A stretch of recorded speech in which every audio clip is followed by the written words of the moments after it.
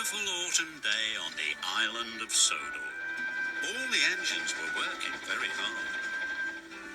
The Fat Controller came to Tidmouth Sheds. He had exciting news.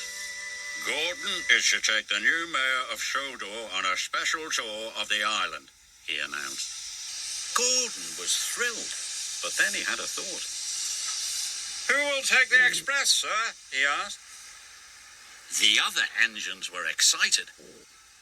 Pulling the express was an important job. Everyone wanted to be chosen, but the Fat Controller chose Emily. When the Fat Controller left, Emily was very happy, but Gordon wasn't impressed. The express is the longest passenger train on the island, he sniffed. I always cross the island twice by tea time. You'll never do that. I've got big wheels and I'll do my best, said Emily. Big wheels don't make a big engine, boasted Gordon. Everyone knows I'm the best. Thomas thought Gordon was showing off. Twice before tea time, he puffed. That will be hard. But Emily wasn't listening to Thomas. I'm going to be as good as Gordon, she said eagerly, and she steamed away as fast as she could. Emily puffed into Knapford Station. She was looking forward to taking the express, but it was very, very heavy. Busman, Buffett, she gasped as she slowly pulled out of the station, but she pulled away too soon and left the brake coach behind. Emily puffed with all her might. She was determined to be fast.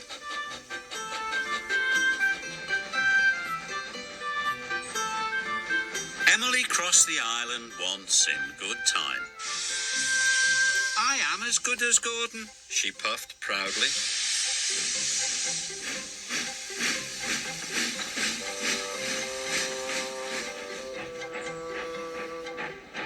Emily had to wait for Edward at the crossing. Edward went as fast as he could, but it wasn't fast enough for Emily. Hurry up, slow coach, she cried, or you will make me late. Edward felt sad, but Emily just steamed on.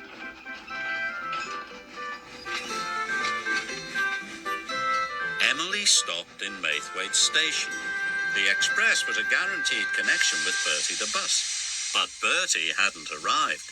He'd had a flat tire and was running late. Emily tried to wait. She counted to 10 twice, but she felt as if her boiler would burst. I'm going to be the slowest engine on Sodor, she cried, and it's not my fault. And she puffed away. When Bertie arrived, Emily had already left. Emily needed to take on water, but James was at the water tower. He was pulling the slow goods train. Emily wanted to go first. It doesn't matter if you are late, she said. You must wait your turn, said James cross. Express trains don't wait, said Emily. And she left without taking on water. Emily went faster than ever.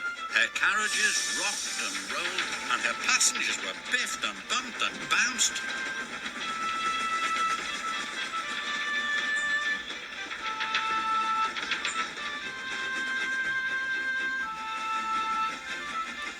Finally, Emily could see Brendam Docks up ahead.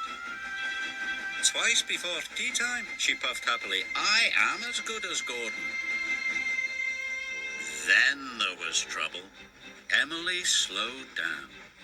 What's happening to me? She cried. She went slower and slower. Emily had run out of water. She huffed and puffed, but she had no steam left. Finally, Emily came to a complete stop.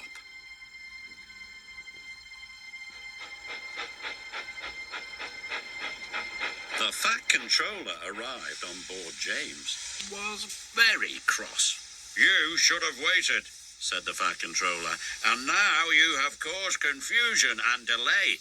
You left the brake coach, stranded Bertie's passengers and bumped your carriages. You must learn to be more patient. Emily knew the Fat Controller was right. She felt very bad. She was only trying to be as good as Gordon. I'm sorry, sir, she said sadly. James pulled Emily into the docks.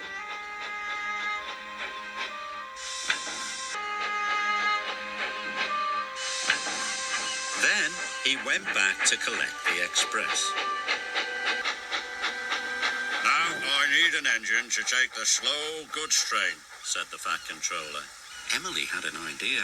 May I take it, sir? She said, if I promise to go slowly. The Fat Controller thought it was a grand idea. The slow goods train needs lots of patience, he said. Emily was pleased. She was determined to do a good job.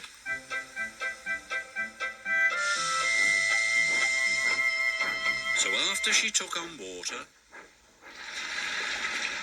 and lots of coal, Emily buffered up to the slow goods train.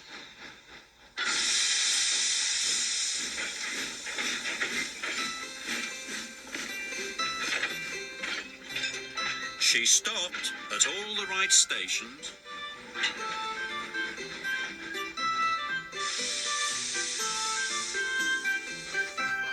And she let all the other engines go first.